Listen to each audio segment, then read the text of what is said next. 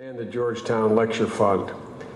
When people say this is the most important election in my lifetime, whether they're a student at Georgetown or whether they're your grandfather, they are literally correct. Because there's so much at stake.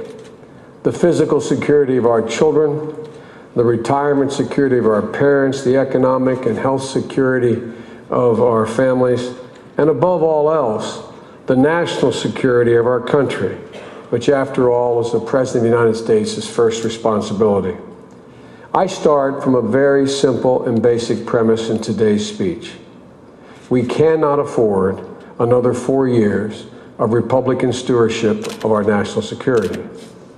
After 8 years, one of my favorite poets, William Butler Yeats, he said in a poem called Easter 1916, referring to his Ireland, he said, "The world has changed utterly. A terrible beauty has been born. The world has changed utterly, and our foreign policy has failed to reflect how fundamental and consequential these changes are. The emergence of China and India as major economic powers, the resurgence of Russia, floating on a sea of oil revenues exceeding anyone's expectation, a unifying Europe that looks at the United States with dismay, a spread of dangerous weapons and lethal disease, a shortage of secure sources of energy, water, and even food. The incredible impact of climate change has become so obvious even to the most skeptical of people in the last decade. The rising wealth in the world and the persistent poverty, and how wide that gap continues to grow. A technological revolution that sends people, ideas, and money around the world at even faster speeds. The challenge to nation states from ethnic and sectarian cleansing strife, the struggle between modernity and extremism, which I believe is at the heart of the struggle of 1.2 billion Muslims in the world. That's just a short list of the forces that you are studying, but also that are shaping the 21st century. To state the obvious, no one country can control these forces, but more than any other country in the world, we have the capacity, we have the possibility of impacting on these changes. But it requires us to use the totality of our strength, that kind of leadership. Our military and but for today, I want to concentrate on this administration and to draw the stark distinction as it relates to the choices that face you, the American people, between now and November.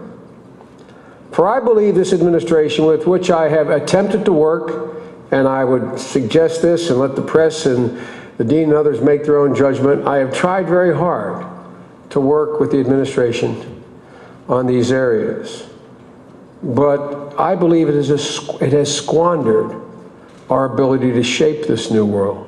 It has put virtually all of these issues on the back burner that I mentioned, failing to devote the intellectual capital and the consistent and constant effort they require. I believe it has destroyed faith in America's judgment around the world, and it has devalued America's leadership around the world. Instead, this administration is focused, in my view, to the point of obsession, on the so-called war on terror, or they pronounce it war on terrorism. It has produced a one-size-fits-all doctrine of military preemption and regime change, ill-suited, in my view, ill-suited for the challenges we face. It has made fear the main driver of our foreign policy. I believe it has turned a deadly serious but manageable threat that is a small number of radical groups that hate America into a 10-foot-tall existential monster that dictates literally every move that this administration makes. Even if you look at, but John McCain remains wedded to the Bush administration's myopic view of a world defined by terrorism. He would continue to allow a tiny minority, as I understand John's positions, to set the agenda for the overwhelming majority. Ladies and gentlemen, it's time for a change in the administration's worldview. It's time for a fundamental change, but that's going to require more than a great soldier. It's going to require a wise leader. And nowhere is that truer than in dealing with the most urgent necessity we have, Iraq. The war dominates our national life.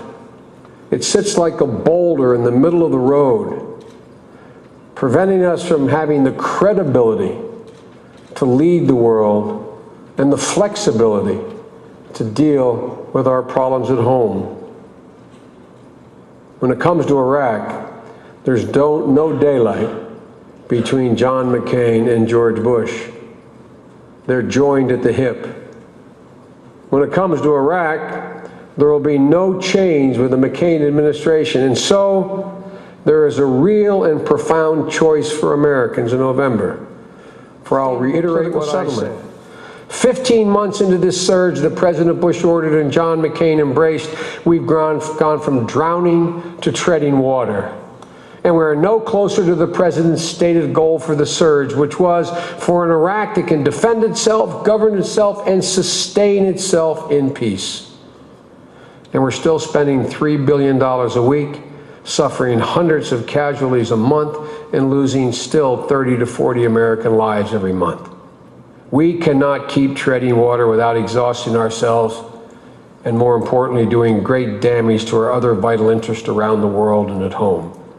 And that's exactly what President Bush and President McCain would be asking us to do. They can't tell us when or even if Iraqis will come together politically, for they have no plan for them either, which was the purpose of the surge in the first place. They can't tell us when or even if we'll draw down below the pre-surge levels. They can't tell us when or even if Iraq will be able to stand on its own 2 feet. And they can't tell us when or even if this war will end. What I find most offensive is they suggest that those, not John, but the president, suggests that those who disagree with this strategy are either weak or willing to surrender. I love this phrase, surrender, we're using. Ladies and gentlemen, the vast majority of Americans want this war to end. They want us to come together around a plan to leave Iraq without leaving chaos behind. And I'm here to tell you flat out, the American people who want that to happen are not defeatists. They are patriots who understand our overall national interest and the great things America can achieve if we responsibly end this war, a war we should never have started in the first place. I believe it's fully within our power to do that, just that. Leave and leave responsibly. Then, with our credibility restored, our alliances repaired, and our freedom renewed, we'll once again be able to engage the world and lead, for no one has that capacity now. We'll once again address the hopes, not play in the fears, of our fellow Americans. That's my hope for next November and for the country we all love. Ladies and gentlemen, it sounds corny, but I mean it when I say it, and I don't say it often. May God bless this country, for my grandfather Finnegan used to say, his name was Ambrose Finnegan, he said, Joey, there's 2 things God always protects, drunk Irishmen and America. Well, let me tell you something. Pray God my grandpop was right. But most importantly, may God protect our troops, because as I speak, they're dying. As I speak. Thank you for listening.